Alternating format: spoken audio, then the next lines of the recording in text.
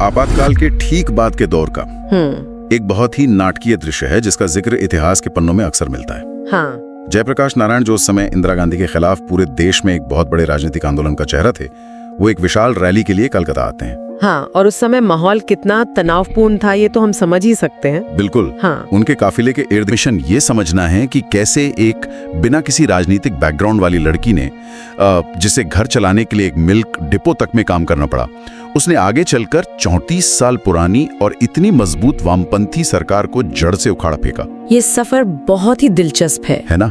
स्रोत सामग्री उनके शुरुआती दिनों की जो तस्वीर पेश करती है वो बहुत ही कठिन और चुनौतियों से भरी हुई है। मतलब पिता की महज 42 साल की उम्र में गैस्ट्रिक अल्सर से मृत्यु हो जाती है और माँ अक्सर बीमार रहती हैं। और इस पारिवारिक पृष्ठभूमि को समझे बिना उनके राजनीतिक व्यक्तित्व को डिकोड करना लगभग असंभव है। जब इतनी कम उम्र में परिवार के मुखिया का साया सिर से उठ जाता है तो जिम्मेदारियों का सीधा असर व्यक्ति की मानसिकता पर पड़ता है। ये केवल एक आर्थिक या पारिवारिक त्रासदी नहीं थी, बल्कि इसी संघर्ष ने उस स्ट्रीट फाइटर वाले जुझारू व्यक्तित्व की नींव रखी, जो आगे चलकर उनकी सबसे बड़ी पहचान बनी। बिल्कुल। और उनकी दिनचर्या ही इसका प्रमाण है। स्रोत बताते हैं कि सुबह 3:30 बजे उठना, पूरे परिवार के लिए खाना बनाना, छोटे भाई बहनों को तैयार करना और फिर स्कूल या कॉलेज जाना। बाप रे। हाँ, आर्थिक तंगी के चलते कॉलेज की फीस भरने और परिवार का खर्च उठाने के लिए उन्होंने ट्यूशन भी पढ़ाया और उसी दूध के डिपो में काम किया। लेकिन जो सबसे हैरान करने वाला पहलू है वो है उनकी कॉलेज की राजनीति। हाँ, वो 1970s के दशक वाला दौर। जी, 1970s के दशक में जोगा माया देवी कॉलेज और कुल मिलाकर पूरे बंगाल के शिक्षण संस्थानों में कम्युनिस्ट छात्र संगठनों का पूरी तरह से दबदबा हुआ करता था। वहाँ किसी और विचारधारा के लिए तो जगह ही नहीं थी। हाँ, कि शतरंज खेलना सीख रहा हो और उसे अपने मोहरे खुद ही तराशने पड़ रहे हो। ये शतरंज वाली बात यहाँ बहुत सटीक बैठती है, क्योंकि वामपंथ के उस गढ़ में एक विरोधी विचारधारा का झंडा उठाना कोई सामान्य कदम नहीं था। वो भी तब जब कोई राजनीतिक गॉडफादर ना हो। सही कहा। बंगाल के उस समय की राजनीति को समझना होगा। वामपंथी कैडर बहुत ही व्यवस्थित और बौद्धिक रूप से मजबूत था। ममता का संघर्ष केवल गरीबी की कहानी भर नहीं है। जब वो मिल्क बूथ पर काम कर रही थी या ट्यूशन पढ़ा रही थी तो वो महज पैसे नहीं कमा रही थी, बल्कि आम लोगों की रोजमर्रा की समस्याओं, उनकी भाषा और उनकी तकलीफों से सीधे जुड़ रही थी। मतलब ये उनकी ग्राउंड लेवल ट्रेनिंग चल रही थी।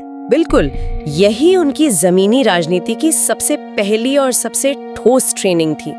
वामपंथी गढ़ में कांग्रेस की शाखा खोलना महज दुस्साहस नहीं था, बल्कि यह रिस्क लेने की उनकी उस क्षमता का पहला प्रमाण था, जिसने बाद में सुब्रत मुखर्जी और सिद्धार्थ शंकर रॉय जैसे उस दौर के बड़े कांग्रेसी नेताओं का ध्यान खींचा। और यही रिस्क लेने की क्षमता उन्हें 1984 के लोकसभा चुनाव में सीधे एक जायंट किलर के रूप में स्थापित कर देती है। 1984 का चुनाव तो एक टर्निंग पॉइंट था। बिल्कुल था।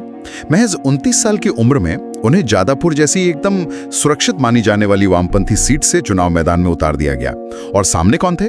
सीपीआईएम के दिग्गज और कद्दावर नेता सोमनाथ चटर्जी, जिन्हें हराना उस वक्त नामुमकिन सा लगता था। अरे उस समय सोमनाथ चटर्जी को हराने के बारे में सोचना भी राजनीतिक रूप से एक मजाक माना जाता था। इसलिए शायद कोई बड़ा कांग्रेसी नेता वहां से लड़ने को तैयार ही नहीं था। हाँ, और वामपंथी खेमे ने तो ममता बनर्जी की उम्मीदवारी को बिल्कुल भी गंभीरता से नहीं लिया था। देखिए, सोमनाथ चटर्जी एक स्थापित, बहुत ही पढ़े लिखे भद्रलोक यानी बंगाली बुद्धिजीवी वर्ग के प्रतिनिधि थे। उनके सामने एक युवा, आक्रामक और साधनहीन लड़की का खड़ा होना मतलब किसी भी तरह से मुकाबले जैसा नहीं लग रहा था। लेकिन चुनाव प्रचार का जो तरीका सामने आया, उसने पूरे समीकरण को पलट दिया। कैसे? ममता रैलियों में सोमनाथ चटर्जी को मामा कहकर संबोधित करने लगी। अच्छा? हाँ, वो आम जनता के बीच जाकर बहुत ही ठेठ अंदाज में कहती कि मैंने मामा से कहा है कि आप तो इतनी बार चुनाव जीते हैं, इस बार अपनी इस भांजी को मौका दे दीजिए। तो जवाब में मामा ने मेरे पीछे कुत्ते छोड़ दिए। अरे बाप रे।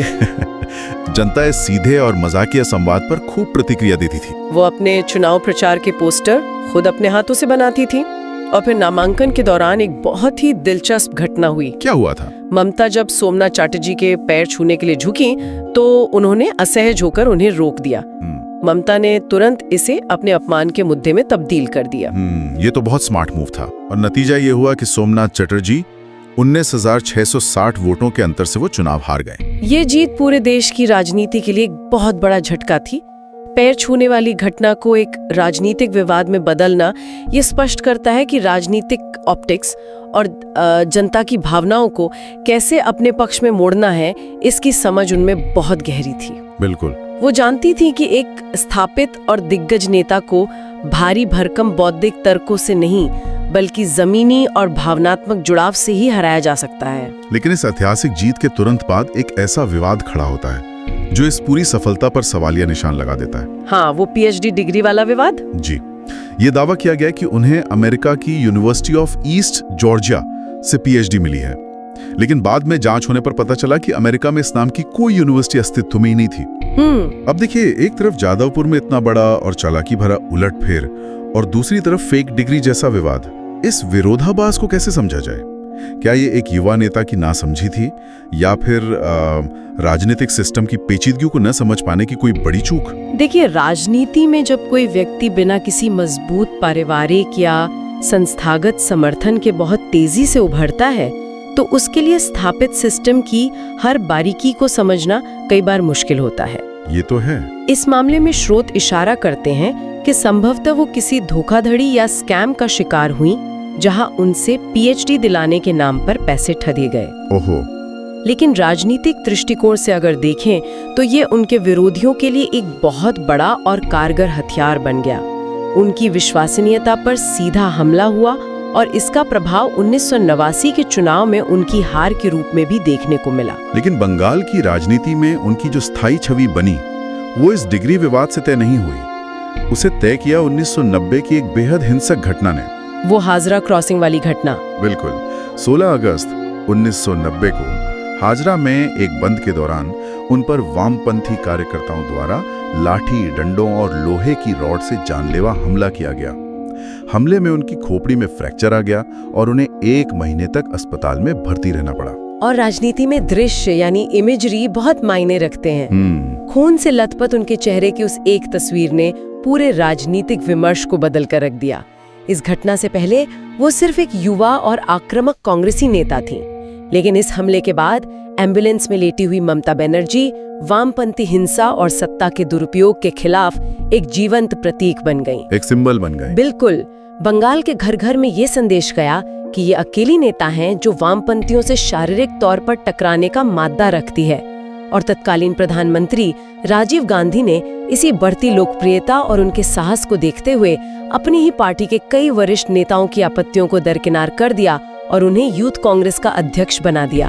वाह। और ये सफर आगे बढ़ता है। 1991 में वो केंद्र सरकार में मंत्री भी बनती हैं, लेकिन बाहरी दुश्मनों यानी वामपंथियों से तो वो लड़ी रही थी। अब कहानी अपनों से बगावत की तरफ मुड़ती है। हाँ, कांग्रेस के भीतर की लड़ाई। जी, उन्हें अपनी ही पार्टी यानी कांग्रेस के भीतर भारी घुटन महसूस होने लगी थी। बंगाल कांग्रेस के वरिष्ठ नेताओं, विशेष रूप से प्रणब मुखर्जी जैसे दिग्गजों के साथ उनका टकराव अब सतह पर आने लगा था। इस घुटन और टकराव की जड़ में बंगाल कांग्रेस की वह स्थापित कार्यशैली थी जिसे ममता समझौतावादी मानती थी। मतलब वो एक्शन चाहती थी। एग्जैक्टली। उनका स्पष्ट मानना था कि कांग्रेस का स्थानीय नेतृत्व वामपंथियों के खिलाफ वह आक्रामकता और इच्छा शक्ति नहीं दिखा रहा है जो उन्हें सत्ता से बेदखल करने के लिए जरूरी है।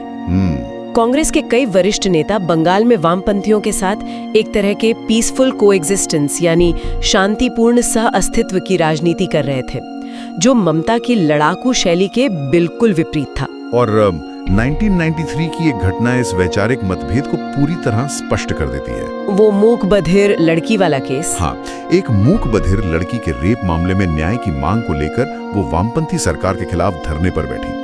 उस दौरान पुलिस ने उन्हें बालों से घसीटकर हिरासत में लिया। बहुत ही भयावह दृश्य था वो। बिल्कुल। और ममता का सीधा आरोप था कि कांग्रेस के नेता भीतर ही भीतर वामपंथियों से मिले हुए हैं और अपराधियों को चुनाव में टिकट दिलवा रहे हैं।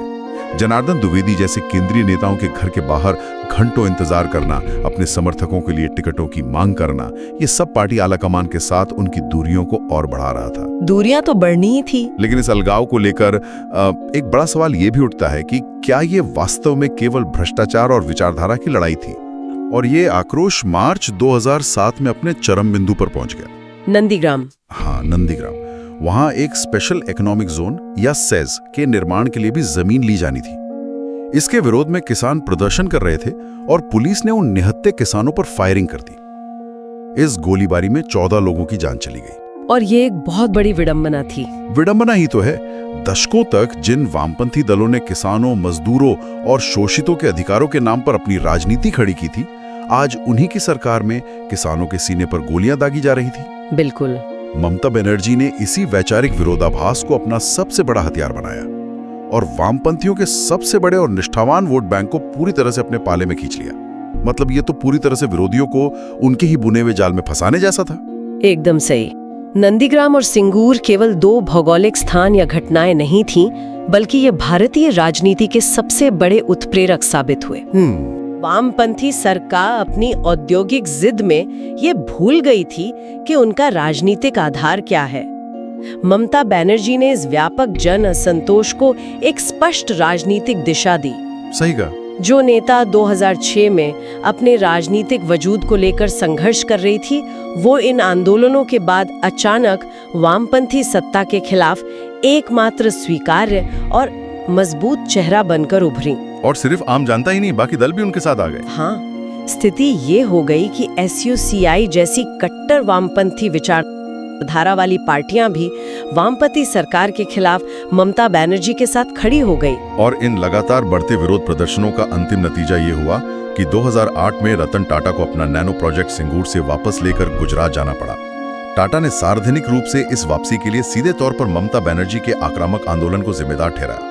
ये उद्योग के नजरिए से एक बड़ा झटका था। उद्योग के नजरिए से ये बंगाल के लिए भले ये झटका रहा हो, लेकिन राजनीतिक जमीन पर ममता बनर्जी अपनी सबसे बड़ी लड़ाई जीत चुकी थी। और फिर आया 2011। जी, इसके बाद आता है 2011 का ऐतिहासिक विधानसभा चुनाव।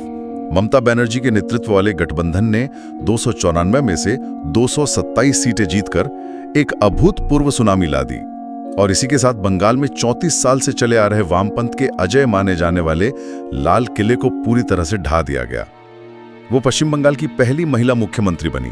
2011 का वो चुनाव महज सत्ता का परिवर्तन नहीं था, बल्कि वो एक पूरी की पूरी व्यवस्था और एक गहरे तक रची बसी राजनीतिक संस्कृति को जड़ से उखाड़ फेंकने का उदाहरण था।